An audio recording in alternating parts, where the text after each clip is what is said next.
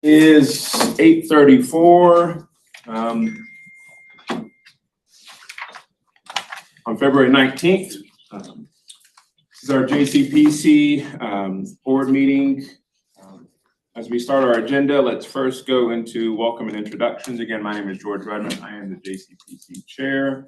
Let's first start with the people that are here presently at 200 College Street, and then we will go on Zoom and see who is here virtually. And let me start with to the left. My name is Brianna Plummer. I'm a prevention specialist with RHA Prevention Resource Centers and the Partnership for Substance Free Youth Coalition. Thank you, Brianna. I'm Don Johnson. I'm the part-time chaplain over at Buncombe County Detention Facility. Banter Whitner, community member. Beth Craft, community member. Hannah Ledgerton, Youth and Family Justice Manager at Buncombe County. Rebecca Smith, I'm the Health and Human Services Social Work Director. I'm Alexis Bryant, I go by E. I'm District Lead at Aspire Youth and Family. Lorraine Williams, DJJ Community Programs Area Consultant. Ty, I'm the program director at Pivot Point. My name's Mo, I'm with Pivot Point as well. Thank you. Victoria Reichard, behavioral health manager for Buncombe County. Jessica Supik, System of Care Coordinator, Via Health. Sam Kirk, Communications for Buncombe County. Karen Pearson with Teen Court and Earn and Learn. Jose Infanzon, Regional Coordinator for UNITE. Jaime Rodriguez, Community Health Worker.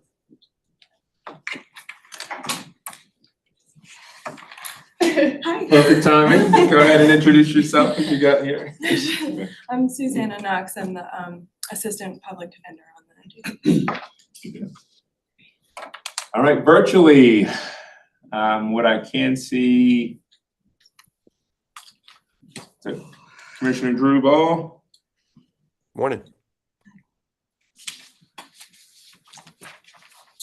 See, we've got Commissioner Ball, Eric Robinson. Eric Robinson, Asheville Housing Authority's Family Self-Sufficiency Coordinator. Thank you. Angie Garner. Okay, so, yep, hey Hannah. Hey, this is Angie Garner, Community Relations Via Health. Let's see, Chief Clement. Sylvia Clement, Chief Court Counselor with DJJ. Got Angel Redmond. Angel Redmond, Facility Supervisor, Parks and Recreation. Brandon Priester. Good morning, everybody. Brandon Priester, co-chair of JCPC. And let's see, Hakima King. Oh wait, she's just jumped out. She'll be right back. I'm here, Kokima King, Oh. community member. Jeremy Bricker. Hey, Jeremy Bricker, Area Director with Clara Vita and Mental Health Rep on the board. Kadaya. Kadaya Ross, Public Health Designee. Louis. Good morning. I'm Louis Lindsay, the Community Liaison for Pivot Point.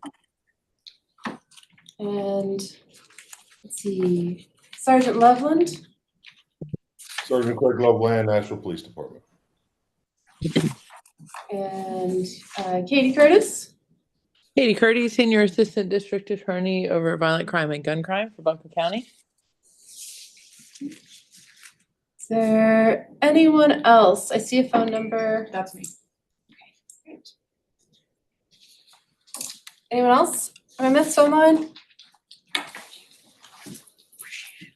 And I came in late, I apologize. Judge Dodson Smith, Smitty, District Court Rep, Family Court Rotation. All right. Thank you, everyone, for either being here virtually or in person today. As we move on to the next item in our agenda, it's the review and action of our board minutes. I believe Kenna had sent that out.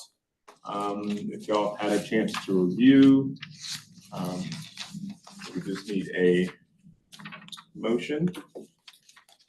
If you haven't had a chance to review and need more time, that's okay as well. I can give you a couple minutes.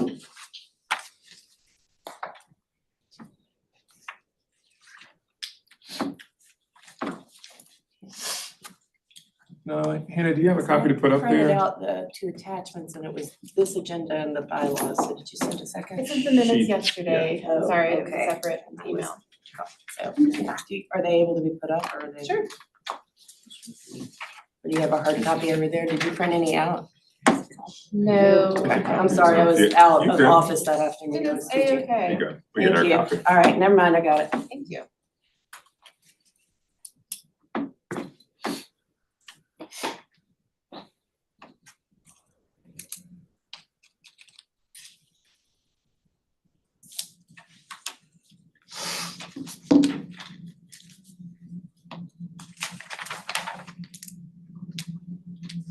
Someone else can make the first motion while I read. Y'all don't need to wait on me. This is what I do. I read fast.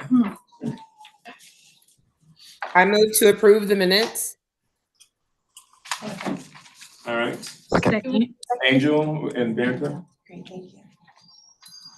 All right, everyone here and present at College Street, if you're in favor, everyone say aye. Aye. Any opposed, say nay. Virtually, I guess you can put your virtual hand up on the screen if you approve. Approve. And if there are any Approve. virtually up there that need to make adjustments or edits or disapprove, I don't know if there's a thumb down. I don't necessarily know. I think there is though. I think it have to be so.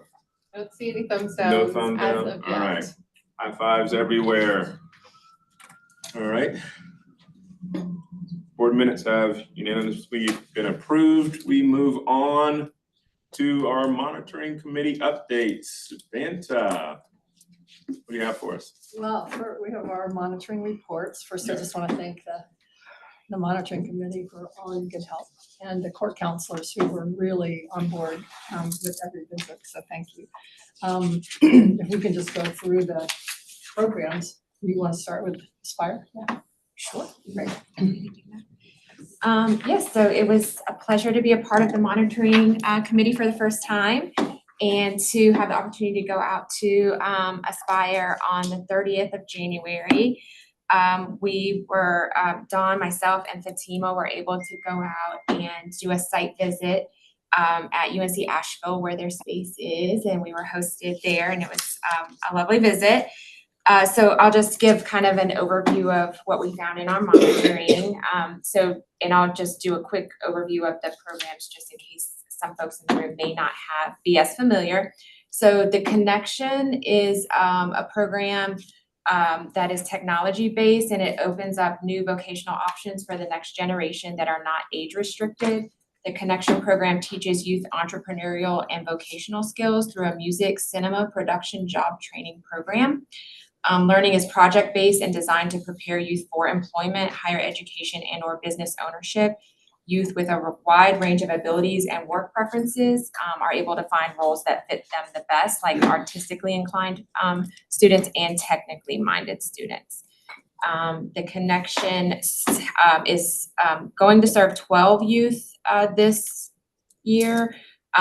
They have already served or are serving 8 youth within the 6-month period, so they are on track. 4 of those youth were referred by the juvenile court counselors, and they've admitted 5 new youth in this 6-month period. And they have quite a few measurable objectives that are identified in their program report, and they are on track with those measurable objectives to improve general vocational knowledge, improve vocational competencies, reduce recidivism, and increase protective factors such as positive social supports and improve job expectations. And they are achieving in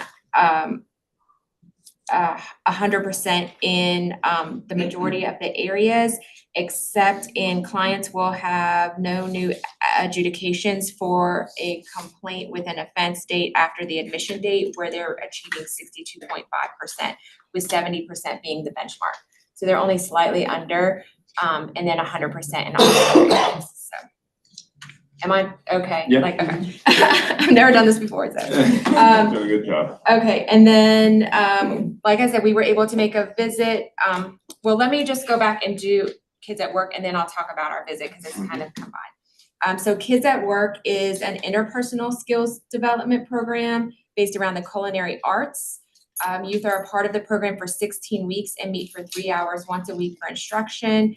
It consists of 24 hands-on lessons that are designed to meet the client's unique learning styles and help them apply the skills in school and work environment.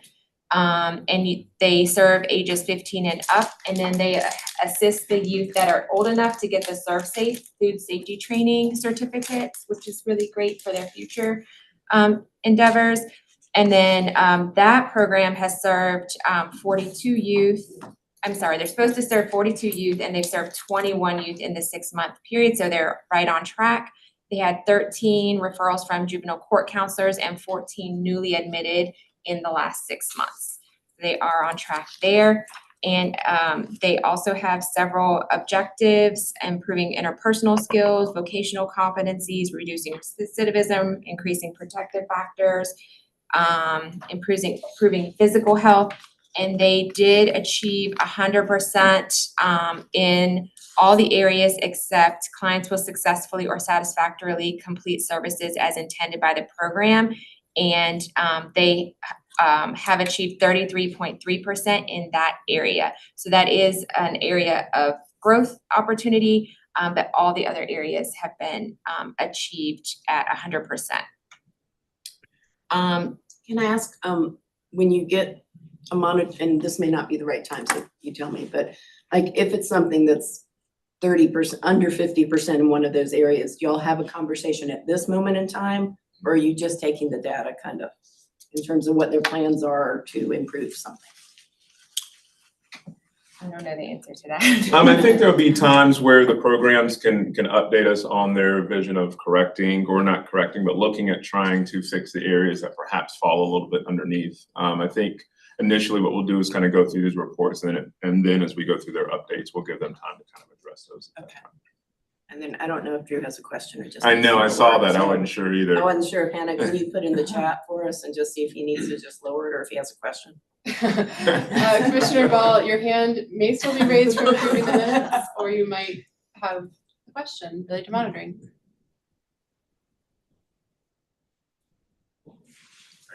Apologies. No worries. Okay, thank you. Sure. So the program, both programs combined appear to be on track in spending their allotment of $153,345. So that's split across both programs based on their financials that we reviewed. And then just like a little less formally, to say we had the opportunity to visit the site. It was really neat to see the areas within the UNC Asheville campus. That's what I think I was most excited about, is that the participants had the opportunity to kind of be a part of the college community in some ways. They're seeing the college students walk around. They're very kind of immersed in those areas.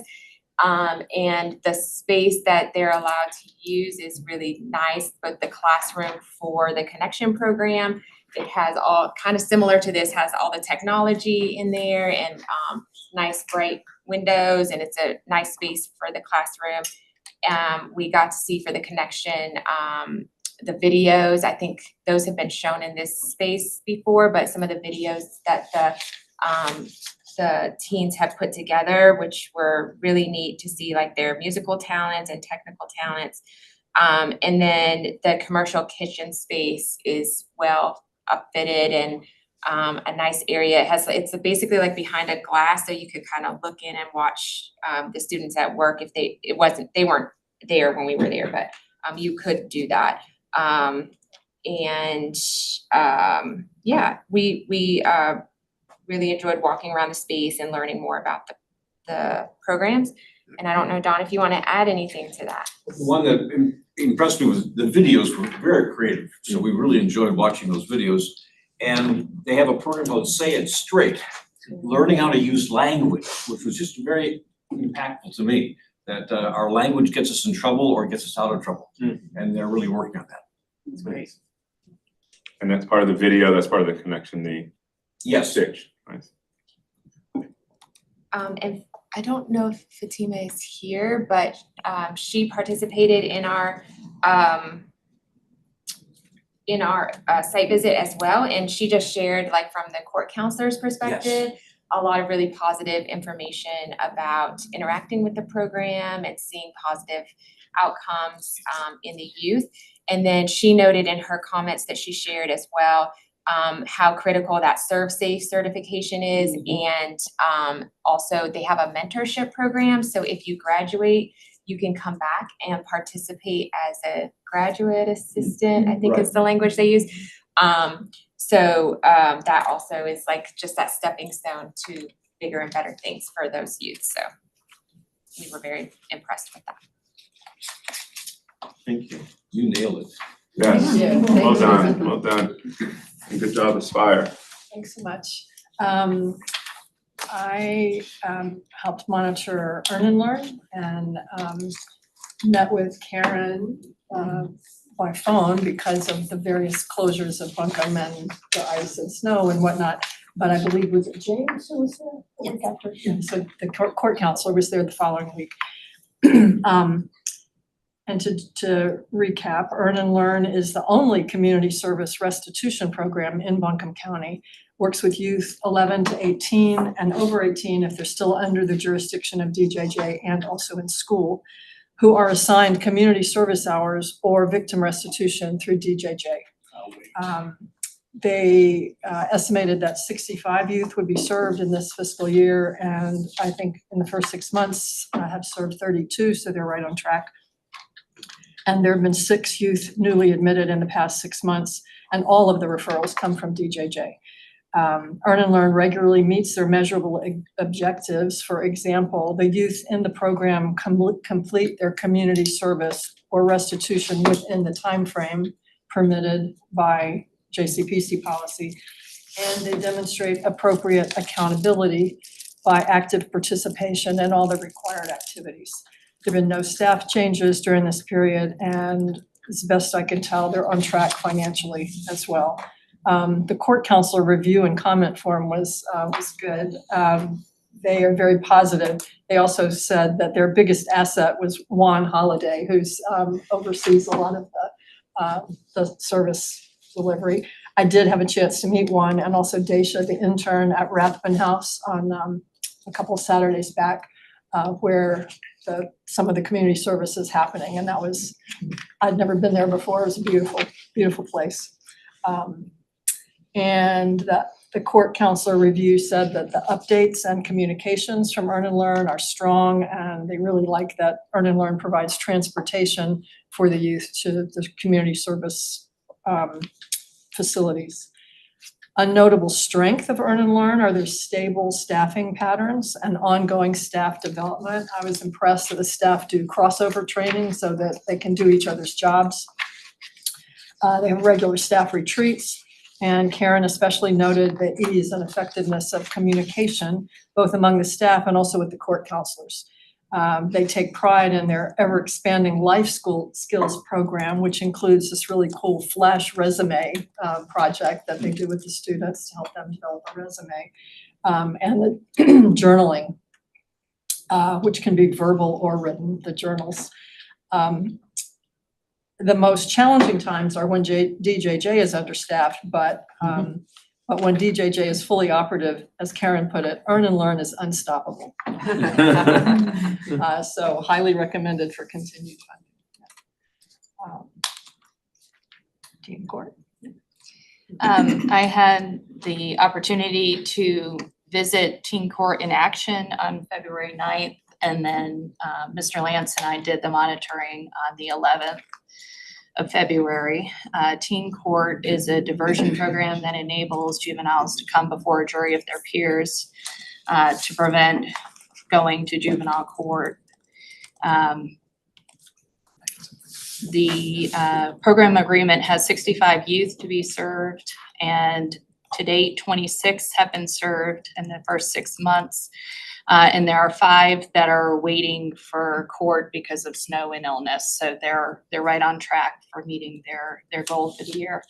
11 of the youth were referred by juvenile court counseling, and 16 of the youth were newly admitted during the first 6 months. With regards to their measurable objectives, they are on track or surpassed all of them. One example of that is for clients to have no new adjudications. Their goal was 80% and their actual was 83.33%. During the visit, the staff and the strength of the staff is what was observed and also mentioned by the court counselors and Mr. Lance. Having no vacancies and having that strong core staff is their biggest strength. The program is on track financially. They're just about at 50% of the $101,000 that they were given. There was a small refund of $109 last year. That was just an oversight from restitution. They would have used it up if they realized it was still available to be spent. And going through the court counselor sheets, they were all positive. There was a note on improving the regular communication with the court counselor and having those regular check-ins. And Karen mentioned that's one of the things that they're working on is the communication. And they added a form to help facilitate the relationship with the school system is a parent guardian consent for participation where the school fills it out and the parent signs it. And then there's not this lapse between they get the referral to teen court and they call the parent and the parent's like, I have no idea what you're talking about. So this is trying to bridge that gap. So hopefully that sheet keeps improving things. About 40% of the youth that they've served has been through an SRO.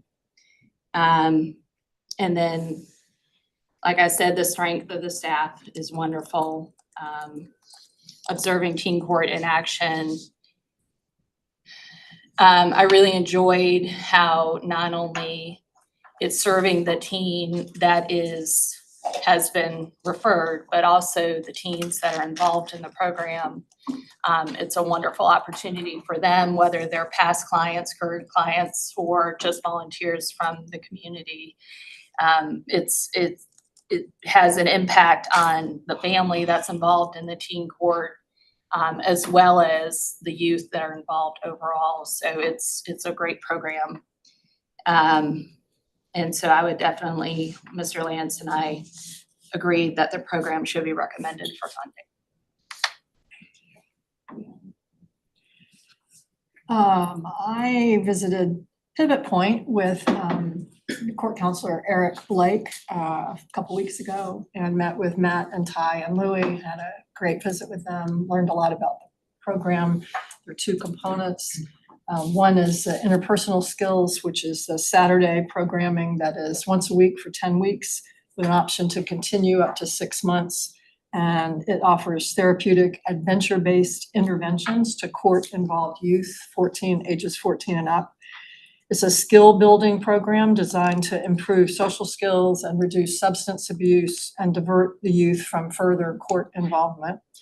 The youth estimated to be served was 15. Number actually served in the first 6 months, I believe, is 7, so they're on track.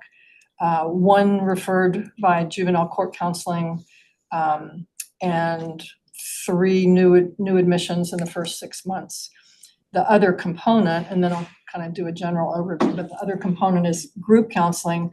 Apparently, no one really thinks that's an accurate title for what they do, but this is an after-school program that supports the mental health needs of underserved and at-risk youth ages 14 to 18 who are not currently under court supervision. And although there is some preventive group counseling, it's mostly experiential and therapeutic outdoor adventures. Some of the goals that are being met are improved decision-making and leadership skills, increased self-confidence, and behavior management. And in that component, they estimated that 30 would be served this year, and so far in the first 6 months, about 18. So they're on track. None of those were referred by juvenile court counseling, and there were 18 admitted in the first 6 months. Both of the components of Pivot Point are on track financially. And it is really a unique program because it fills a service gap for these youth. And most astonishing, of course, to all of us is that it gives the youth screen-free opportunities to learn social skills and self-reflection. Say that again. Just pause and say that. Screen-free opportunities. It seems to be expanding to meet a clear need for these services, and we'll likely need to staff up a bit over time to meet those needs. Cultivating referral sources is ongoing, and Louis, who's not on the screen at the moment, is one of his roles is as community liaison, is that correct? For that purpose, to really generate more referrals.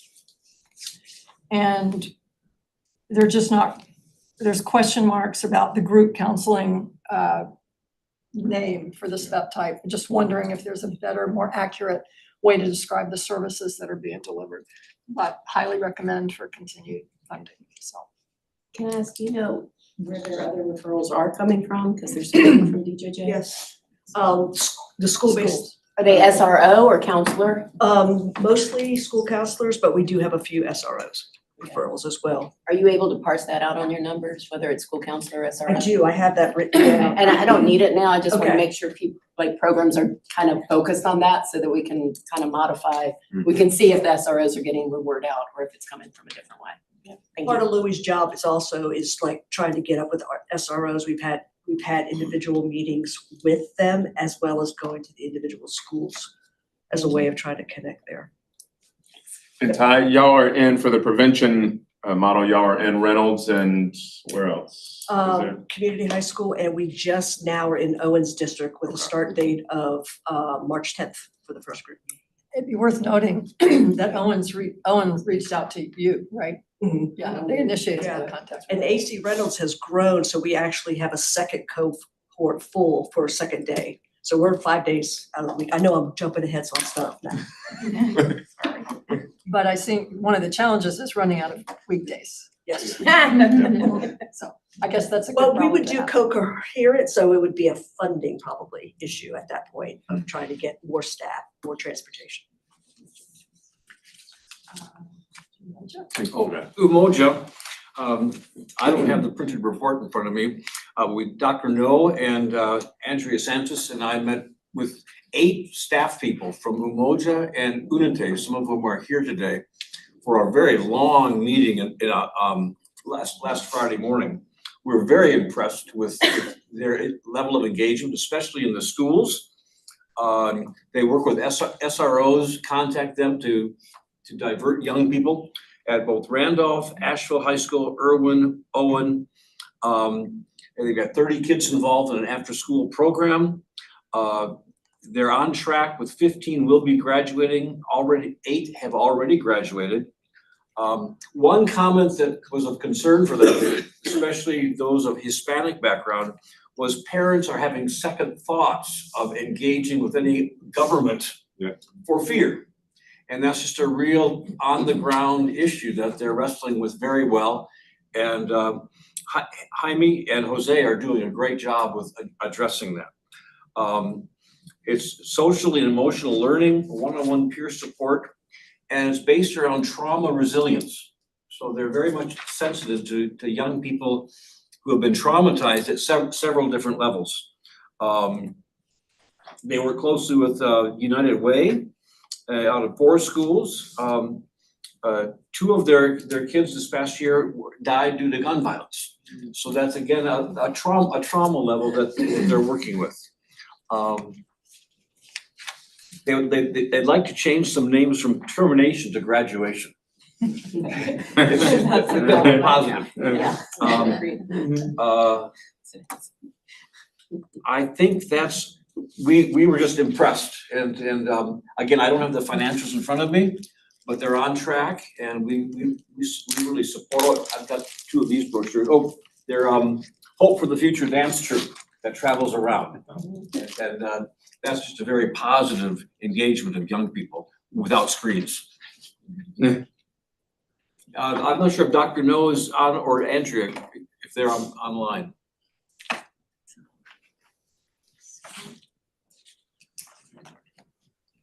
Andrea is not online. Okay. Thank you, Don. Thank you, Ben, for that. Real quick, can we all just give a round of applause to all the programs and what they're doing? Later on in the agenda, we'll have time for them to obviously give updates, but again, what y'all are doing is amazing. It's amazing. It makes me feel good coming to these board meetings, seeing the action that y'all are doing. The referrals outside of court counselors is up, which is exactly what we're wanting to trend towards, and getting y'all out and involved with as many youth as possible is the goal. So I'm super elated and excited about not only this year, but the year to come and just the trends that are going forward. So kudos to all of y'all and your programs and what y'all are doing amazing work. So thank y'all. Next on our agenda is the JCPC business. We go through updates. These updates, we are going through bylaw changes, which I don't think have occurred perhaps in the last decade, maybe. Decades. So the executive committee did kind of look over some stuff. We did make some changes. Are we voting on the bylaws, or are we still just, I thought we're just going through, this is not the time to do that. I still want to kind of look over those. There will be another time for us to review the bylaws to make sure that everything's in compliance. Yeah, Hannah. Yeah, so I sent out a copy of the initial draft of bylaws. You can see where the executive committee has reviewed some of the language that was last finalized and updated in 2013. So some areas that are highlighted or have comments are for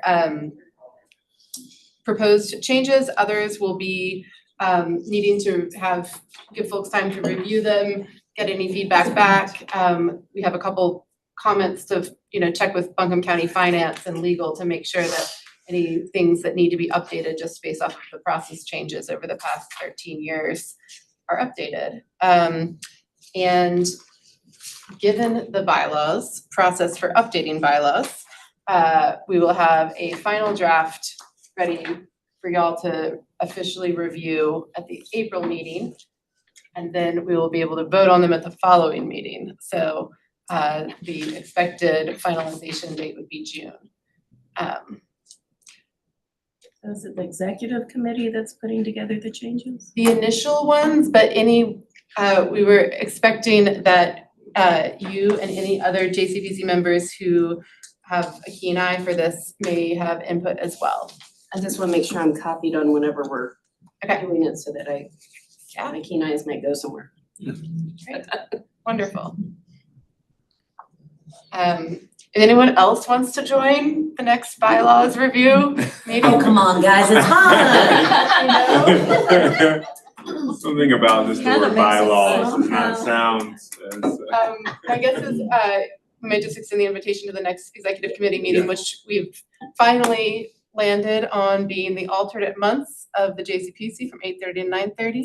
Same day. Virtually, Yes. third Thursday. Third So Thursday. Try to make it easy on everyone. Somehow that's better for me, but yeah, okay, so every other month. So now I can just say. Okay. And that's virtual. That will be Yes, that's virtual and yeah, I can send you the invite for the March meeting. And if you have any updates or input beforehand, please let us know. On the electronic version of this, are the comments visible? Yes. Okay, thank you. After bylaws, we're looking at conflict of interest. Just a reminder, if you haven't signed your FY26 conflicts of interest, come see me and I'll get you a copy and you can turn it in. It's less less essential because we are not making funding decisions. It's less actually essential, it is still process essential, so. And therefore essential. And therefore Yes, essential. yes. But I know that we are very, very stringent about it, with funding All the decisions. time. So all the time, we need to have them on file for each Yes. fiscal year, so thank you. 100% participation. So if we can get that list, Yeah. who doesn't have it to you, then perhaps we can just send that out. Yeah, like an email. Yep. That would be great. And then the other update is the Justice Resource Advisory Council, which may be, the Buncombe County Justice Resource Advisory Council may be changing its name to Criminal Justice Coordinating Committee, which is the title of the type of body that the JRAC or CJCC has been and is around the country. So it's kind of like the JCPC, but looks at the entire justice system, and they are The redoing criminal justice system, the criminal justice which system. is not the yes. entire justice system, That's says correct. the Thank you. family judge. Thank you, Yes. thank you very much for keeping that in check. What So are they gonna call themselves now? CJCC, I believe. It's in the process of finalization, so don't Yeah. Okay, Yeah, no nothing's quoting on set in that. stone. be until you hear it from other people who are official. But one of the things that they're looking at with their structure and strategic planning is they have some other collaboratives like the Behavioral Health Justice Collaborative and the CCR, the Community Coordinated Response for Sexual Violence and Domestic Violence Prevention and Response, and a community engagement work group. They have other committees that either are officially subcommittees, or in the case of the JCPC, they're interested in having more regular updates and dialogue on things related to the juvenile justice system. So they are building that out. George and I talked yesterday about some recent updates we've gotten from them. And I think that they may want to include a goal related to juvenile justice and decreasing detention confinement for young people whenever possible in Buncombe County into their strategic plan. And so we'll work with them on, the executive committee again will review some of the proposal draft goal language that they're thinking of and kind of shape it to make sure it's in line with the JCPC. And we should have more of an official update and review of that for the April meeting. And if you have any additional questions, please talk to me and George either right now or after the meeting.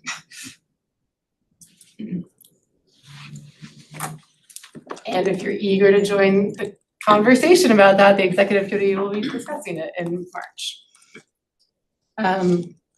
New member applications and vacancies. Just want to flag, I've been reaching out to folks about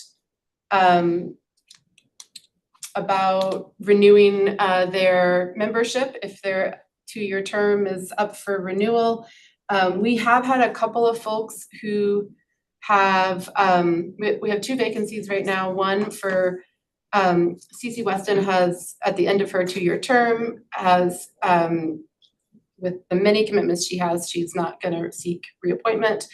So her role is one that's titled youth member under the age of 21, or a member who represents families who are impacted by the juvenile justice system, or of families of youth at risk of involvement in the juvenile justice system.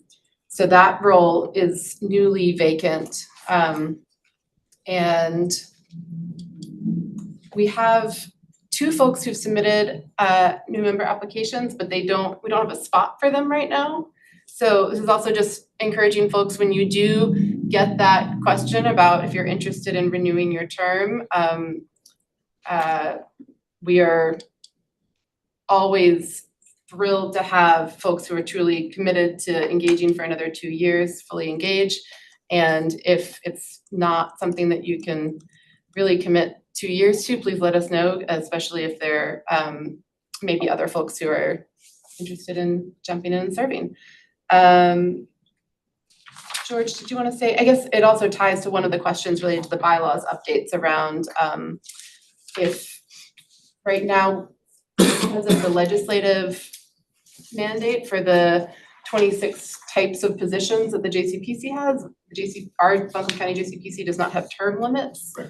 We have the 2-year appointments, and then George, you did some looking into other counties. Yeah, I think right now in Buncombe County, it's just kind of more of a continued renewal, which I love, because obviously we're still keeping everyone on, but in looking at other counties, there is a maximum to that renewal, like 6 years. So you renew maybe twice and then that's done. So I don't know, obviously that's up for kind of debate as to what we want to include in our bylaws. Doesn't mean we have to copy others, but there's also, there's a good thing about turnover and keeping it fresh and having more people in the community. And I always kind of worry about that and making sure that we have enough participation outside coming in and staying fresh. So that was kind of one of our concerns that we didn't see in our bylaws that potentially we may want to add if we want.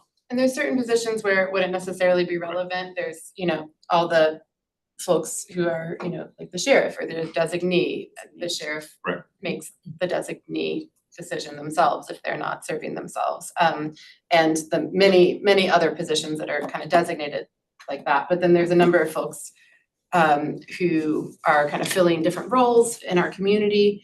And so yes, I think it was another county that had a 6-year potential term limit. I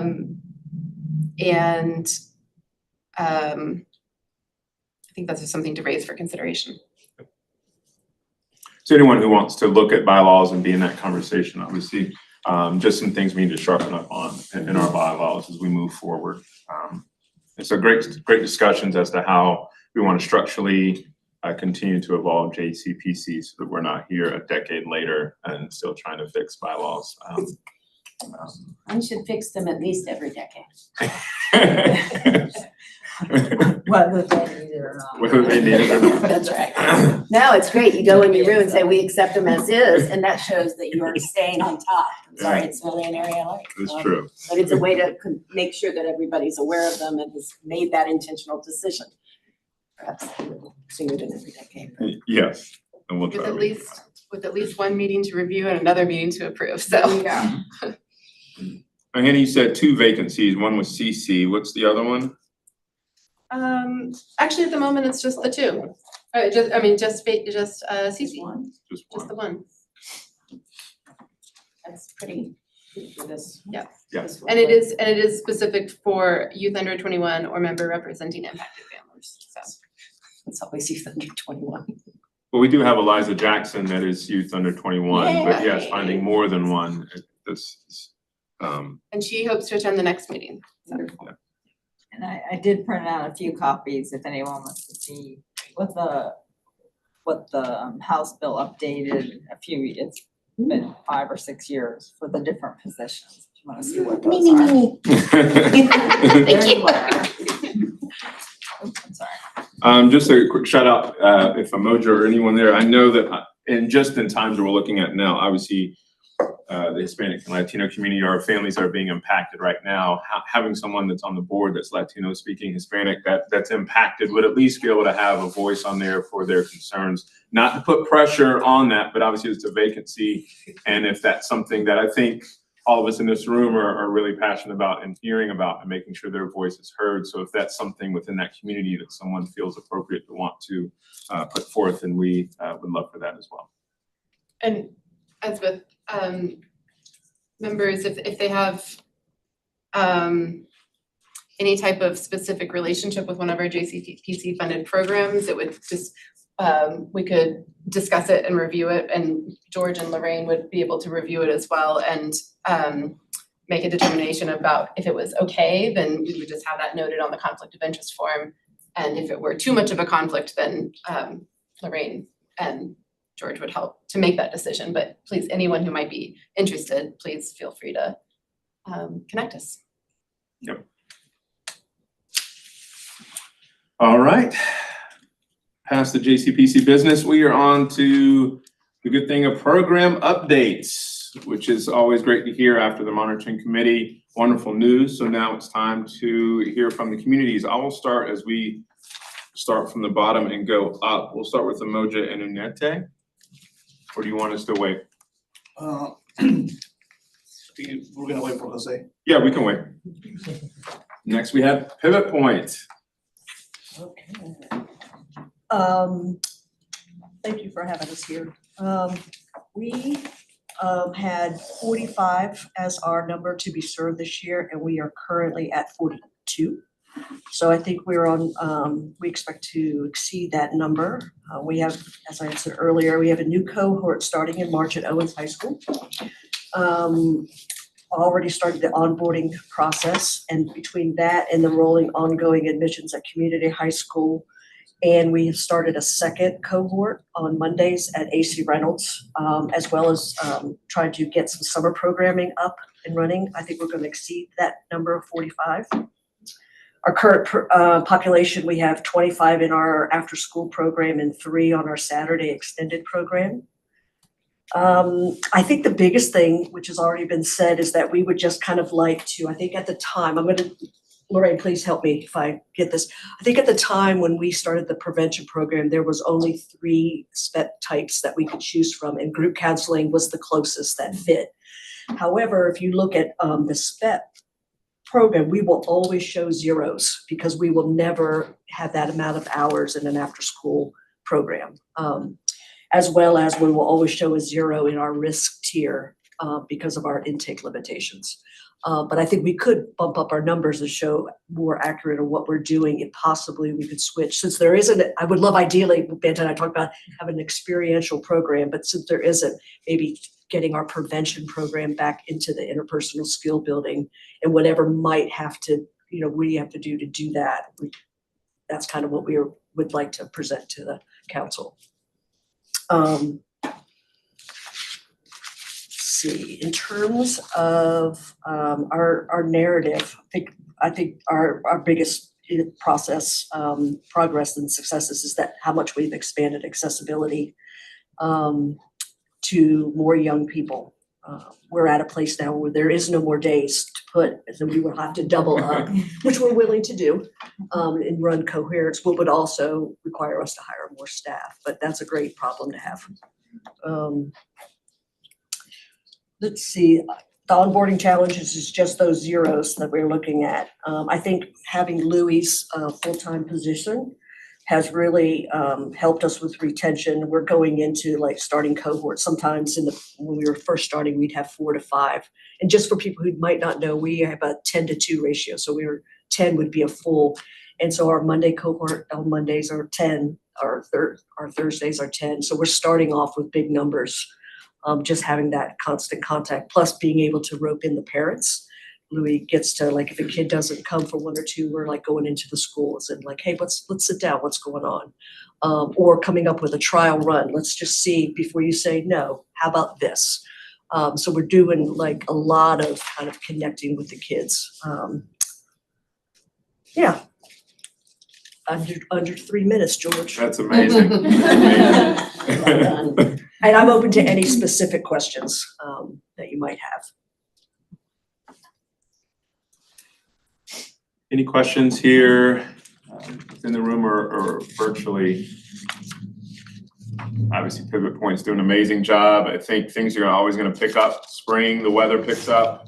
It's going to utilize the outdoorness of everything. So obviously, the goal is to get y'all in every school in the county and in the city. Well, I think that's a great point, George. I think, where the fiscal year starts in July 1, summer has been our slow period because there's no school. However, we did have a carryover for our first kind of trial run for a summer cohort. And so now we're looking at doing that again, as well as we have an idea of trying to go back through who we've already worked with and doing an alumni group. Okay. So hopefully our goal is to have this like year round so we don't have that kind of like slower gap. So sometimes when you pull numbers, we show lower pending on July and August and September because we're not really going full force until the end of September to October. Can you just speak briefly of the intake limitations? Is that what what that the form is? change or, Yes, yeah, ma'am. what is it So that you're? we're a non-holds, so if somebody's a runner, or behavioral, they might need a higher level of care because we are just kind of doing verbal de-escalation. Okay. So any self-harming or aggressive behavior. Now, I will say this, we are a firm believer that kids are not what they appear on paper. So we've gone up and beyond, and trying to come up with behavior contracts, doing trial runs, to see and meeting with school counselors, getting. So it's not that you're having like the lack of information on intake, you're talking about you end up screening out? Yes, ma'am. Is that what you're talking Yes, about? ma'am. Okay, so you, all right, that's why I was just. Yeah, and it's again, not trying to black and figure out white, what that's we're what I. tracking into the Yeah. systems. Yeah, I gotcha. Thank you. Yeah. Anybody else have any other questions? Well, I'll just say that what Ty brought up about the type, she explained it well, that group counseling, if you read pivot points, program agreements, I mean, they do have staff who do have a background in different types of counseling, and so they are well qualified as far as that goes, as far as their team of staff for addressing the same kinds of needs that group counseling would have. But she is correct, at the time, you all had an RFP from one program closing and there were only a few program types that people could apply for at that time. Okay. So it's an ongoing thing. Each SPEP type has different parameters for the dosage and duration for the number of weeks and the number of hours. And group counseling because when Dr. Lipsy created SPEP, they were looking at more traditional group counseling programs that would be more like 25 weeks. So 25 weeks is the goal, whereas for a skill building program, it's 14 or 15. So that's the difference there, as what she was referring to. But it's just to be aware of that, like when we present SPEP scores, it's not an end all, like the SPEP is one tool. And as long as you all understand that as a JCPC, the work they're doing is the same. It doesn't matter what their SPEP type is. It's just that would reflect a little bit differently on their SPEP score in the future. So that's a future conversation for a different funding time, but that's the gist of it. Okay, Sorry about that. Where to next, Jordan? Did we just finish pivot? Yeah. All right. Emoja. Yeah. Hey, a little program update with us at Emoja. We've been doing really good, working hard. We have graduated a lot of our kids out. And I guess the reason why we like to say graduated is because a lot of our kids that we are supposed to terminate out are like, no, like I'm not wanting you to leave me now. So, and they tend to go on to our other programs that we have.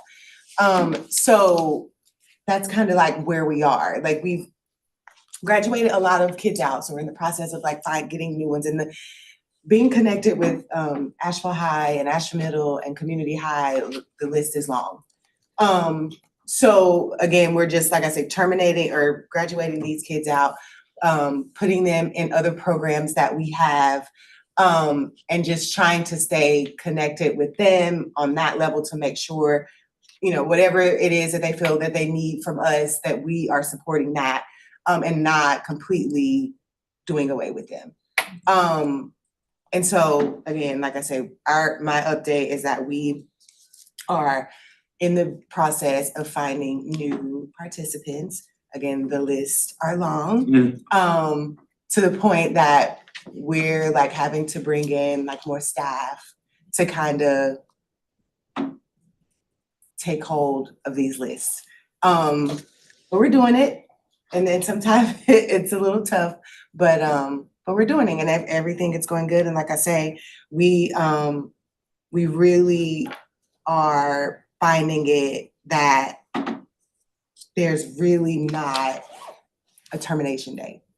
Like we're seeing these kids for months or years at a time after the whole JCPC program is over. So we're really big on like trying to come up with something that's like another phase after graduating, just to kind of see how that works. And because we literally have kids like in tears, like, no, please, like, I'm doing so good, you know, and now is not the time for you to leave. And we listen. And so that's kind of where we are. We're just trying to figure out like the next step. And next phase, again, like I said, they do go on to our other programs, but we still want to maintain that connection to kind of make sure that everything is, you know, they're still on that same path that they were on before. So that's pretty much it with us, just trying to, like I say, conquer these lists at these schools to help them out. Yeah. Thank you. For UNET, we continue. We are in the presence in 5 middle school, 1 intermediate in Buncombe County, and 1 high school, and then we expanded to Haywood County, having a after school as well. And we mentioned it about the people that want the hesitation trying to being involved in a program that is run by the court, et cetera, et cetera. So we have that hesitation. Jaime has been working very close with those families, and at some point they decline the assistance, which is sad to see that, but there's the reality that we live in right now. We start connection with migrant education program, which is part of the Title I in the school system, and they are serving the migrant education program. I mean, the migrant workers' kids. So it's something that we don't know. Sometimes they're one of the most vulnerable communities, and they don't want to make waves to call the attention or anything, and they don't want looking for assistance in any way. So we're gonna start having that conversations with them. And Jaime is also designing field trips, but very specific places, so they can go on a Saturday. Those kids that they actually need to be in nature and utilizing the therapeutic properties of these activities. No cell phones, leadership and team building skills. So that's pretty much where we are right now with that. Everything is going, so we're looking for summertime, warmer time to be doing that. Thank you. Any questions? It sounds like I think, did Aspire have the mentorship program? Is that right? Seems like something that could flip back around for y'all, obviously, when you get to that graduation, turning them over and allowing them to be a part of it. It's great to hear that they don't want to leave. Obviously, they feel comfortable in that spot and in that space that y'all are providing. I guess cluing them into figuring out how they can continue to be a part of it seems like that could perhaps be a possible. Moya utilizes the peer support program. So those kids also develop those leadership skills as well. And I love the idea that they can be, if they're turned as interns, then that's a resume building advancement skill. So I thought that was a really great idea. Is there anything that we can do to help the Hispanic and Latino community kind of get over their fears? Obviously, it's a federal kind of issue and things like that, but is there anything communication-wise or anything that we could do to help assist in any sort of way in the programs that y'all are doing? I mean, our community is very resilient. I've been going through all these years.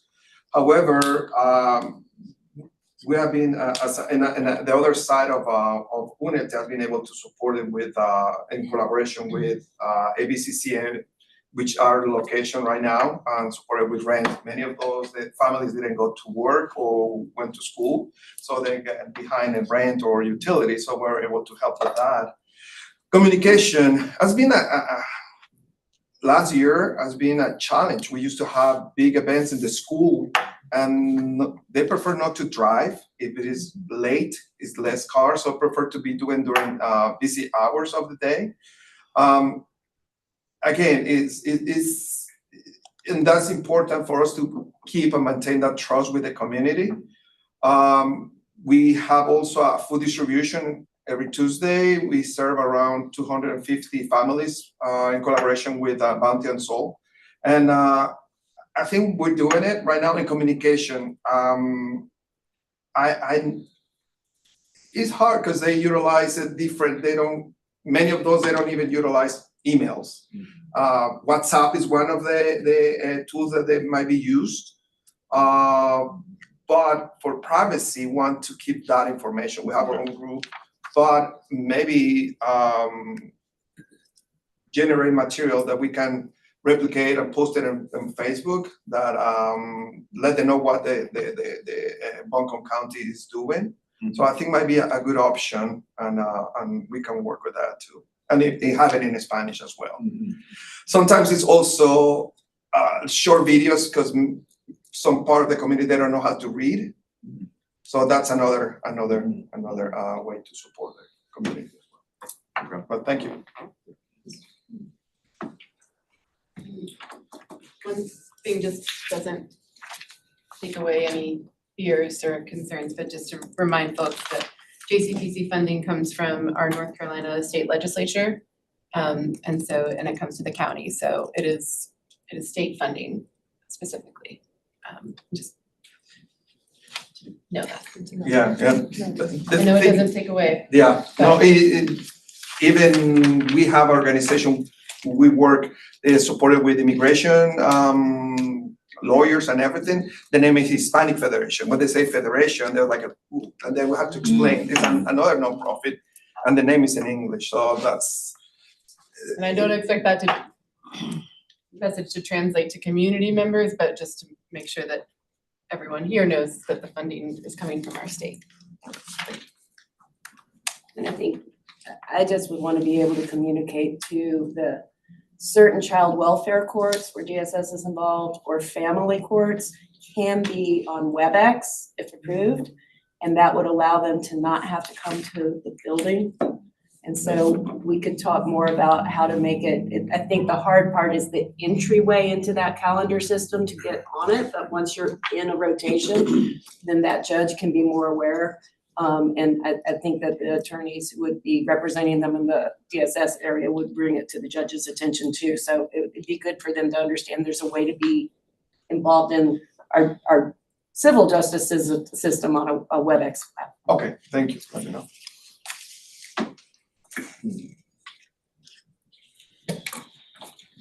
All right. Next would be Earn and Learn Teen Courts. All right, I'm gonna kind of intertwine ours as well. Are we approving PEPs today? Should I just touch on the PEP? Yeah. Okay. So just to ditto or to back what everybody's saying about the graduated and terminated, we've said this for a long time. As a program, terminated just seems so finite. One of the things we're doing in our QOS with both of our programs is to create an extension of service through DPS and their policies and procedures. And one of those, and I can give you my PEP so you can have it, but one of them was to follow the procedures for a skill pro-social graduated, terminated. When a youth has completed our program, but is still involved with the courts and or DJJ for court order, restitution, community service, we're also having a plea to stay in our program. So one of the things that we found was in this policy and procedure through DPS, if they're done with our program but still involved with the courts, a uniformed officer, SRO, can make that referral to our program. They can stay involved with our program. It won't necessarily attach to their SPEP because they will be, quote, graduated or terminated from our program, but they can still work with our staff. So that's a positive. And if that helps with the amount of service and duration, then we're going to look at that as well. So that will help with the SPEP scores and SPEPable hours. Teen Court is not SPEPable, but we do our quality of service in the past because we did have middle management retire. One of the things we've done is identify our training calendar, and Deja's been instrumental in helping us create that calendar. So it's following suit on a monthly basis for interns, volunteers, and staff. And one of the things we looked at that you'll hear more of, and I know that you've heard a lot, but I'm gonna try to run down this real quick. Our QOS, our training, we've identified all the needs that we have heard regularly for the last 2 years, but trauma-informed training, motivational interviewing, and these are all cross-training from our interns up to our board. One of the things you heard about, and we identified in HR where we were lacking when we had that position leave us, was wherever we were from, we would find a training. And I was from Charleston, so you heard us talk about the mental health heroes. And so this training was through MUSC and their JCPC. It touched on social history summaries and how to identify outcomes through the Hispanic and Black families in Charleston. And with our staff, that was super informative. Now we're looking at the foundations of mental health law. And so this has been really interesting and inspiring a positive change from our staff and volunteers to have a more empathetic point of view with our client. Also, Jamie Lee, if you know her, she is from Georgia and has chosen Augusta, Georgia, not to be mistaken with Atlanta, Georgia, which I have done regularly. This is inspiring positive change with the power of knowledge and changing the narrative on Black mental health. And we leave next Wednesday. So we'll be doing this Wednesday, Thursday, Friday, and Saturday. And the tracks we have chosen are serving youth and families on the spectrum. DJJ, right now we have 2 autistic youth in community service. And so Juan has picked that track, and oppositional defiance, ADD, ADHD, what's the new look of this? So a lot of these tracks that we're gonna be studying are around the mental health and law foundation behind not just the Hispanic families and the Black families in Western North Carolina, but across the country. Because we obviously know a lot of the families that we're serving are not rooted from Asheville and Buncombe County. So we're starting to see a lot of that. And one of the tracks we're doing is the higher level of care. You've heard us talk about this. And what does this look like now that we're getting more referrals from SJP and School Justice Partnership? And we're just taking tiny steps. One, thank you, Judge and Chief Clement, for allowing us to do our paperwork so that it reads to the Hispanic family or the Black family in a more holding hand kind of manner. And one of those was having all our paperwork transcribed into the Spanish-speaking family, as well as the WebEx opportunity. We've had 2 Hispanic families take place, and that's so they didn't have to miss their court date. We've actually seen a positive turnaround from that. So we're taking baby steps, but I think that, everything's on a positive note. So our PEP is in line, and our Earn and Learn SPEP is in line to increase this quality of service as we move forward in our next monitoring. Any questions for either of those programs? I think it was great to hear that the SROs, it looks like you're getting referrals a lot from them, so that's moving up. It's a great thing. Obviously, Teen Court's amazing. Earn and Learn, it's good to hear that there's positive reports. I couldn't think juveniles would want to have positive reports about doing community service, but it's great to hear that obviously getting out and about in the community. I think one of the main things, and Beth can attest to this if she'd like, but it's really interesting. I know I kind of threw her into coming to a site visit when Asheville City Schools was coming to visit. And so we had high school principals, middle school principals, and believe it or not, on time, elementary school. And I mentioned this last time, it was brought to my attention through Asheville City Schools and the SROs that they're seeing a very high increase of truant families, 1st, 2nd, and 3rd grade. And what does this look like? And so the plea to Jamie was, could you please take an 11-year-old 5th grader, and not asked once, not asked twice, but asked 3 times, which I think is when Chief Clement kind of peeled to the right and said, this isn't our jurisdiction. but we kind of felt like that was coming, you know, and having that data to show us that that was coming kind of prepared us. So although DJJ can't necessarily take on that burden, that is one of the reasons why we're here, and we are going to look at that and see with the 11-year-old how we can help out 2 specific schools that have families right now who apparently need this type of program and assistance. So, or the principals would not have shown up at 4:30 and stayed the entire time. Right. So it's there, and it was neat because one of them said, if you say that 50% of these kids are clients from Earn and Learn and Teen Court, who are they? And Jamie very elegantly said, you can't tell, can you? And so a representation of their peers is duly noted, but they enjoy feeling comfortable in the court, and I think that that's an opportunity for them to do that. So that's great. Karen. All right, the last program we have would be Aspire. I'll start with Kids at Work and then I'll go into Connections. Sure. I'll go over the PEP plan really quickly. So for PEP plan, we decided to work on our quality of service, and with that being said, we wanted to rewrite our staff evaluations and add a annual goal / developmental plan to invest more into our staff. Not only to help with retention across the board, but also help with morale and show our staff that we want to invest in them and support them. And ultimately, the goal is for a chain reaction of feeling good at work is you want to provide good work as well, and our kids deserve the best quality of care. We had scheduled to complete all of that and create those annual goals by January 15th. We have completed that by January 15th. And we, as district leads and admin, were to establish follow-up dates to set goals or see if we need to add any areas for improvement or change them. I actually had this week my first follow-up date.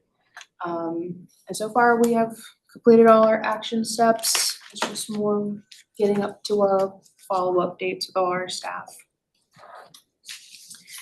And then for an update for Kids at Work, we have promised to serve 42 students this year, and we so far have served 22.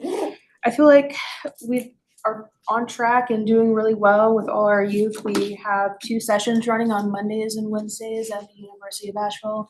Anybody is welcome to join. So if any of you guys want to come join us after school from 4 to 7, you guys are more than welcome to cook a meal with us. It's really exciting to always have people come visit us. Along with that, we had our first graduation for our graduate assistant. He was very sad to go, but really excited to be going on to his new opportunities as well. That youth did extremely well with displaying leadership skills and building on that and working closely with Chef John and Coach Lisa, being able to be a mentor to all his peers and be a leader in class. The student highlight that I have, this student in particular is a fairly new graduate, new admission, but he's been with us maybe like 2 months. But he set his interpersonal goals as that he wants to improve his decision-making skills, communication skills, and also learn new coping skills in order to be more productive in life. And that being said, that student has been showing steady progress based off his engagement and the rapport he's been building with staff. And so in lessons such as discovering who you are and nonverbal communication directly from our interpersonal curriculum, he was able to find more common ground with peers and recognize the importance of communication, and also among his adults as well and authority figures. This youth has been working with staff to think more deeply about his decision-making skills and thinking about more of why he makes those choices and what's a better aspect or avenue to be able to be more mindful of his decision-making skills, which has been positive. And overall, this has allowed him to take his wall downs and be more relaxed in class, and we have seen a positive shift in how he engages with staff, students, and he's very welcoming to all his newest peers. I did want to take some time to talk about the 66% for the last measurable objectives for the successful and satisfactory completion. Thank you, Lorraine, for having this wonderful paper on the back right here where it talks about all those graduations. We had 2 for higher level of care, 1 did not participate, and 3 removed by parents. So the 2 that were needed that higher level of care, they were admitted into treatment. So whether that be a mental health resource or an assessment center. And then the 1 for did not participate, that person was not actively involved, and because of an extensive amount of absences, we did have to remove that youth. And then the 3 removed by parents, those were all mental health referrals. Clarvita and Youth Villages has been a great resource for us and being able to support their kids. But those families decided to withdraw early. And then for the Connections program, so far we have served 10 and we have promised to serve 15. In high hopes of exceeding those numbers, we have we have 1 in process of intake, and we have admitted about 4 or 5 new students into that program with at the end of last month.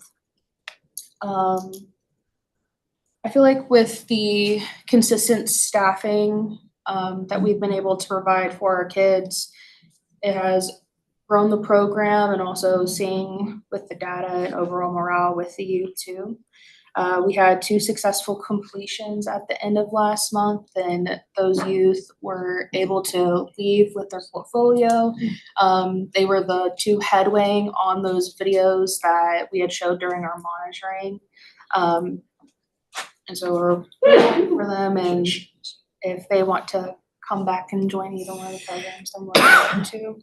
I did want to give a client highlight for a current youth.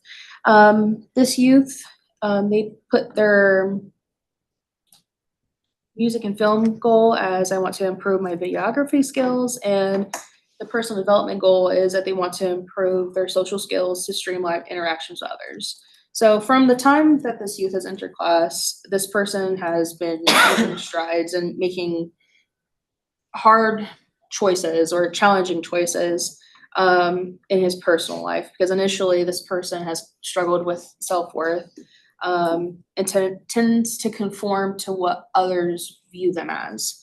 That being said, with the support from staff and the ability to invest all those, overwhelming feelings into creative art, and also this kid has a knack for photography and loves to edit. This has been able to allow him to open up with staff, but also it was a couple weeks ago whenever I was in class with them, the youth was expressing about how they've been getting sober and removing people that were not the best influences for him out of his life, and how he is now currently. And he explained that he feels lighter, he doesn't have as much anxiety anymore, and he wants to continue on this path and being able to find the positive supports. And I think with, not making those challenging choices and being around positive peers in class and adults, we can see more steady progress over time. Thank you. Any questions? Any questions? Good job with, it sounds like the quality of service, the retention staff obviously helps. Stability helps. Kids want to see the same kind of people. They want to make sure everyone's there. It's very structured in nature. So I applaud you for putting that focus on there, because that's what builds those programs. Obviously, you're seeing that through the kids. So good job. All right. If there's no questions or concerns for many of the program updates. Sylvia, any DJJ update? Okay, good morning, everybody. Good morning. So just a couple of things.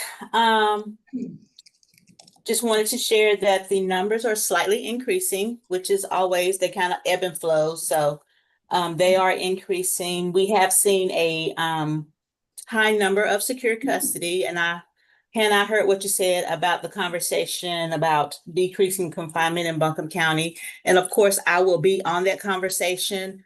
There are policies that we do follow. It's just not a court counselor decision. We do staff those cases. We do seek approval from the judge, whether to secure or not. So that is a really deeper dive for that conversation. And George and I talked a little bit about that the other day. So yeah, would love to be a part of that conversation. Also, we've been busy. We were busy in January as well. We had a high number of secure custody. We had a high number of electronic monitoring usage there. So when we put kids in, we try to, as soon as possible, get them out if there's an opportunity for that. Also wanted to let you know that the Western Area Assessment Center they have reopened as of Tuesday. So we will start sending kids there if they are appropriate for that resource. Also, that's what we are preparing for using our JJBH funding to start our 2 summer and spring programs, one which is the Camp Greer, and then the Astral Adventure for Kids. That's appropriate for those 2 activities. Also wanted to let you know that we are excited about 2 candidates, and I know I've been saying this forever at the JCPC meeting, but we are looking forward to 2 court counselor positions being filled next month. I thought it was going to be this month, but I think it'll be in March. So 2 court counselors position to help with those vacancies that we have in Buncombe County. And lastly, I just want this council to know that our goal is community safety always. So whenever we are looking to secure kids, it depends on a lot of things. What the charges are, if they involve weapons, felony charges, et cetera, et cetera, et cetera. But the goal is always community safety for us. So it's just not a one and done, oh, they meet the criteria. We try to look at other resources before securing kids. I think that is it. Does anybody have any questions? Thank you. Thank you, Chief. Thanks. All right, next up, Lorraine. All right. For updates from community programs, from your area consultant, we have some trainings that one took place recently, but we have some trainings coming up. We partnered the Piedmont, our Piedmont office has had 2 area consultants retire in the past few months. And so we have, we've been working with them to offer online trainings, and so we've teamed up to do those. And I have some different ones. I have an email that I sent to you, Hannah, if you want to forward that later. That has all the dates, but I will just mention highlights. February 20th next week, 3rd quarter accounting and budget revisions. That training's going to be at 10 a.m. on WebEx, and I will resend that link out. I know Amanda sent it out. So programs, if you have staff that need that training, or if you have a budget revision coming up, jump on that call. That's going to be by the Piedmont office by Daniel Savigny, who's our consultant there, who's actually from Franklin, from here in the West, but he's going to be doing that. And then on Monday, March 9th at 10 a.m., again on WebEx, consultant monitoring. That will be a helpful one. I'm going to take the lead on that one. Monday, April 13th, JCPC certification and annual plan. That one is gonna be led by Megan Webster from our office. And that's a good one, especially for JCPC admins and chairs. I know that you all are pros at that at this point, but if anyone knows of anyone who's gonna be assisting with that process, that's a good one for that. Or if you just wanna hop on as a JCPC member and know what all the annual plan entails. You see it at the end of the year and all Hannah puts into working on that and all of that. But if you're interested in learning more, you're welcome to join.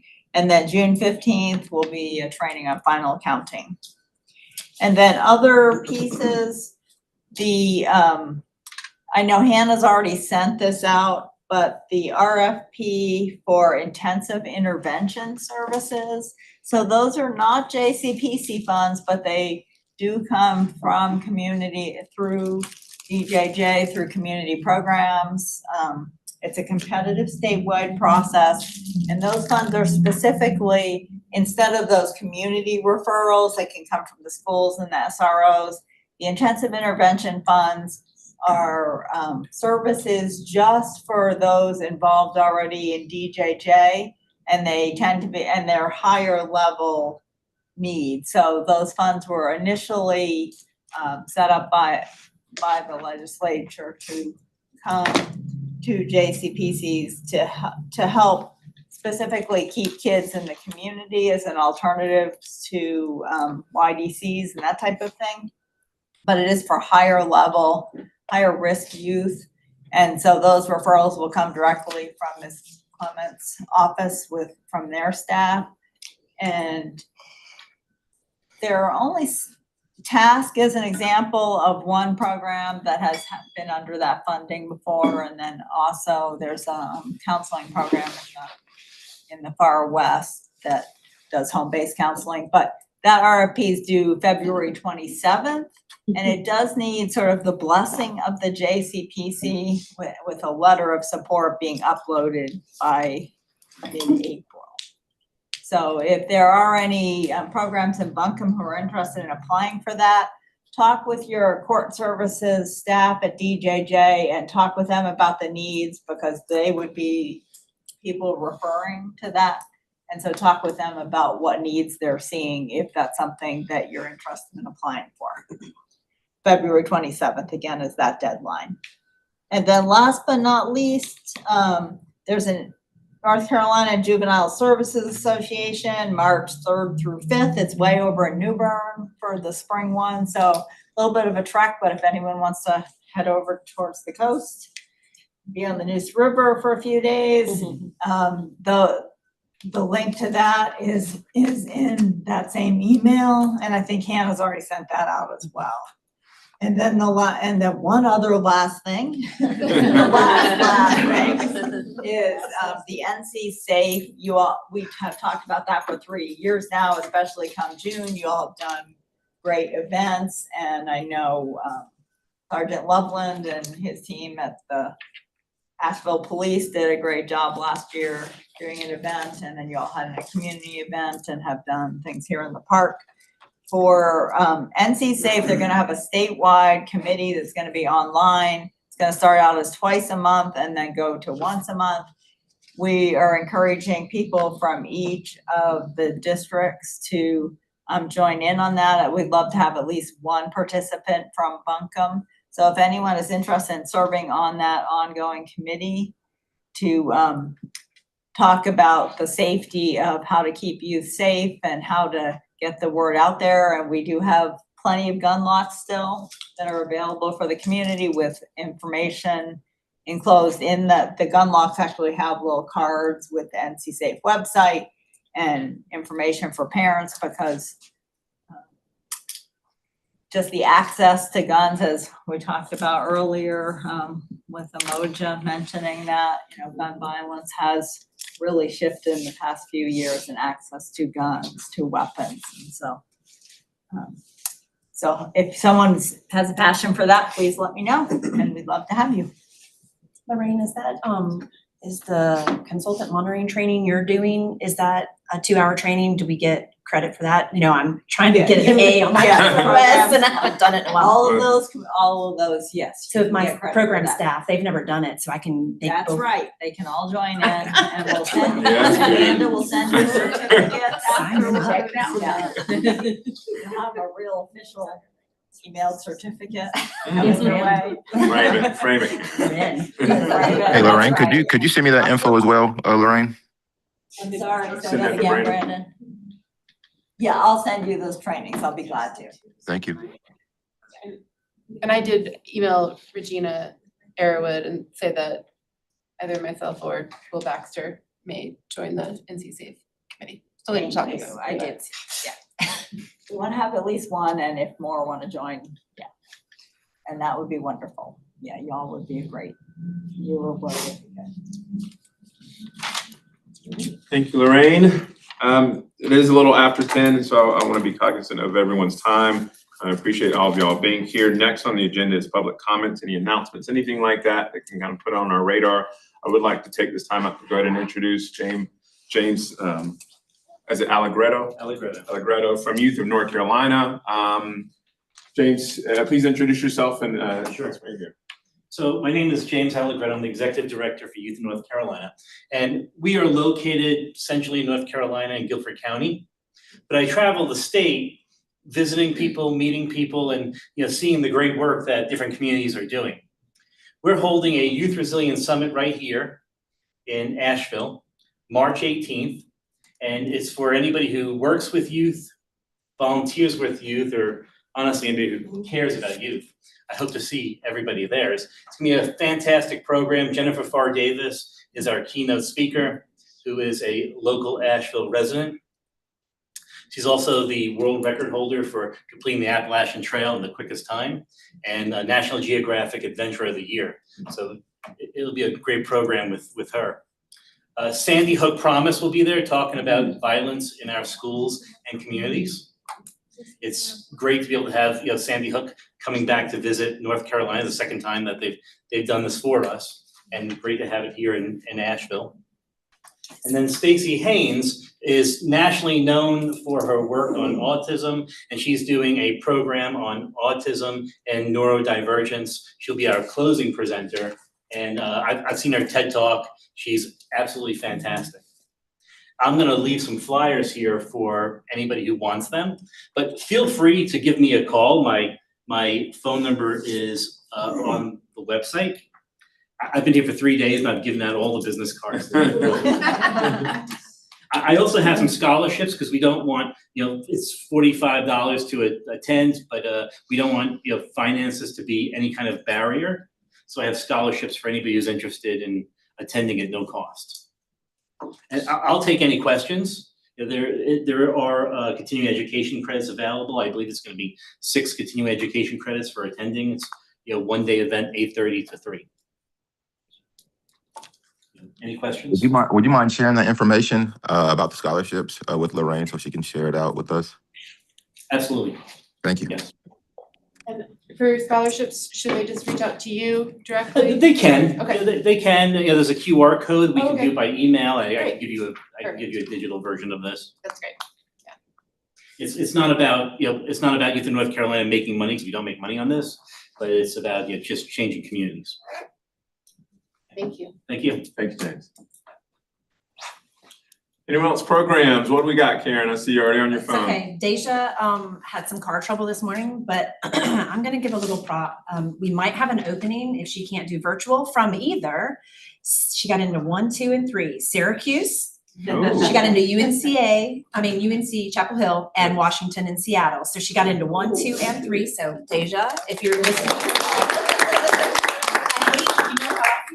Well, interns, I guess, won't be that rotation of quality of service, but she is gonna be, it will be part of the new interns requirement to sit on the JCPC. So she'll fill her position before she, of course, she'll fill her position before she goes to one of these fabulous schools. We'll know soon.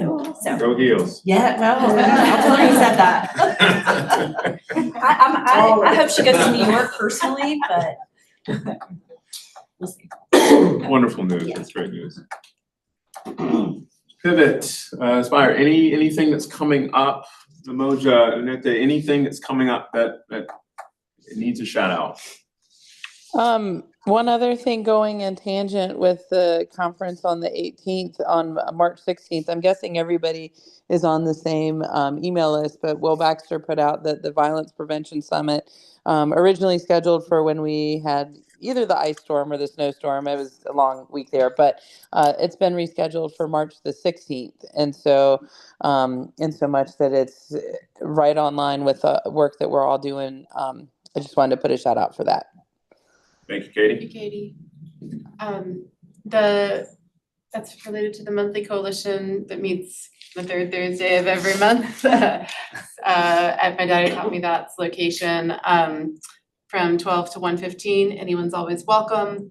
And if you have interest in either the coalition communications, you're always welcome to come. And also I can help get you added to the distribution list if you're interested, and the especially if you're interested in the summit in March, let me know. I'd like to say we just hired 3 new people to respond to the increase of outings that we've done. So they're getting ready to have their orientation next week. That's wonderful news. Yes. And retain who we still have. It's even more important. There you go. I think the only thing I have is next week sorry, my words are all jumbled. I'm gonna be leading our safety care training, so for those who don't know what safety care is, it is a de-escalation and also safety hold training. It's 2 days, so I'm gonna be sore because everybody's gonna be handling me. But, it's a safer way and less restrictive. Of course, de-escalation is the first thing we do, but if higher risk or like dangerous behaviors happen, we do have trained staff who are able to do safety holds. And so that is our upcoming training next week with some new staff members and some people from another organization we're doing a partnership with. Excellent. I have a quick shout out to make. I have clients waiting for me in court, so I won't be long. But I wanted to shout out Miss Fatima with DJJ. She's helping me with a little project to get some more books to kids at Alexander Detention Center. So for those of you who don't know Miss Fatima, she is a court counselor at DJJ. She also works at Alexander Detention Center almost every Saturday. And so she's been helping me just get some books that I had bought to some of my clients who were asking for more books, puzzles. I had one client who loved doing puzzles. And I know Miss Fatima herself had been spending her own money on some books. And it's not a very big detention center. They don't have a proper library. They just have like 2 rolling carts of books that they switch around to each unit. And the books are really worn out, and there just aren't that many of them, and the kids are kind of reading the same ones over and over again. And it's for those of you who don't know, the kids in detention they usually only have an hour out of their cell each day, so they need something positive to occupy them. And so we really needed to get more books there. And I found out that Firestorm Books and cool little anarchist bookstore over in West Asheville has a prison books project where they send books to adults in prison. And I reached out to them and said, would you be interested in helping replenish the supply of books in juvenile detention? And they said, yes, absolutely. And so I talked to Ms. Fatima about it, and she's actually, I'm gonna collect some books. They were super responsive. Shout out to Firestorm. They were really on it. They were really excited to help, and they already have collected a bunch of books. And so Fatima's just gonna, I'm gonna pick up the books from Firestorm and give them to Fatima, and she's gonna drive them down to Alexander herself. So I'm hoping maybe this is a partnership that we can keep going, and I wanted to thank her for being so eager to help. What age level books all? So that's a good question. A lot of the kids that I have in detention have are kind of behind their grade and reading level. I have had I think three clients of mine who have been in detention specifically requested Diary of a Wimpy Kid. So these kids are like 15 or 16, and they're requesting more kind of like 4th, 5th grade reading level books. But they love those books. It's a huge long series. There are tons of books in this series. So I was like, absolutely, let's get those to them. So middle grade and YA are kind of, I'm looking for, you know, a range. They have to be paperback. And Can we what get else? those Graphic to Miss novels. Fatima for you? What, sorry? Can we get those to Miss Fatima for you? We have a whole box of duplicated books that we would love to Oh, get to you. yeah, sure. Or me, or yeah. Absolutely. Yeah, definitely. Yeah, thank you. Can you reach out to me too, because I am staffing puzzles for attorney collegiality, and when they get done through their system, then I'm like just housing them. Oh, And I yeah, can certainly send through, so there's some stuff we can do there. for sure. Thank you so That's much. other resources we should talk about. Yeah. How many books are you looking for? Oh, I don't know. It sounds like they get worn out pretty quickly. I can get an estimate from Fatima about like how many they can handle. There's also, I've talked, I don't have a direct connection with Cabarrus, but I have had a couple of clients have to go to Cabarrus. Although most of the kids from Buncombe are in Alexander. Cabarrus is a much bigger detention facility, and I don't know as much about what they have there. But I have thought about trying to, it's, in my experience, the kids are in Cabarrus are under even more strict kind of lockdown restrictions. I don't know if it's just because it's bigger, or I'm not sure why, but I'm sure they could probably use more books there as well. So I can try to reach out and see if that would be welcome. If we have, you know, a lot of people wanting to give books and we have sort of an overflow, I'm happy to try to expand this little project. And I think making sure people know what's not gonna be rejected by the authorities if it becomes an issue. So there is some mindfulness around that, and I don't know if this. Yeah, the only restriction I have been told about is they have to be paperback and not hardback. But I do know that at some point, Fatima told me that someone sent in a bunch of books that were somewhat pornographic in nature. That they I don't know why somebody donated these to these children in detention, but they did, and so they had to remove those from the collection. But I don't know of any kind of specific policy about like a content cartoon. restrictions. Yeah. It was in the anime section. I'm sure I don't know if the content restrictions that they have are just sort of enforced ad hoc like that, or if they have a written policy, but that would be good to know. Yeah. But they would trim that anyway, so I don't want it to kind of deter, I mean, if you got books to give, get them, and they're gonna filter through what's gonna be appropriate for them, so. Yeah. If anyone has any books, excessive books or anything like that, we'll make sure we reach out to you to kind of choreograph, make sure we get more books would be better. I think that's probably the answer for a lot of the issues that we're Yeah, I having think right what now. you don't want, and we all have to go to court, but my mom's a librarian, so this is my other world. And so when we've done, and I've been participant of a lot of book things and prison book stuff too. And so there are some things that will get knocked out, but there also are, what you don't want is then they just toss those books away, right? So we want to find the books that go to the appropriate people and can put you in touch with quick ways to deal with that. But like librarians of middle school know sort of some of their parameters, they can help, right? Like there's a way to kind of do that front so that you can then get the right ones to high school folks or even college folks who also just don't have that money or means. And so there's a lot of kind of. Yeah, and we don't want to overwhelm the staff with having to sort through all that stuff either. Yeah. Thank you for sharing that Yes. information. Shout out. All right. Thank you, George. I'm gonna move to adjourn, or I'm gonna leave. You can move to adjourn if there's not anything else, and you got a second, we are well over our allotted time.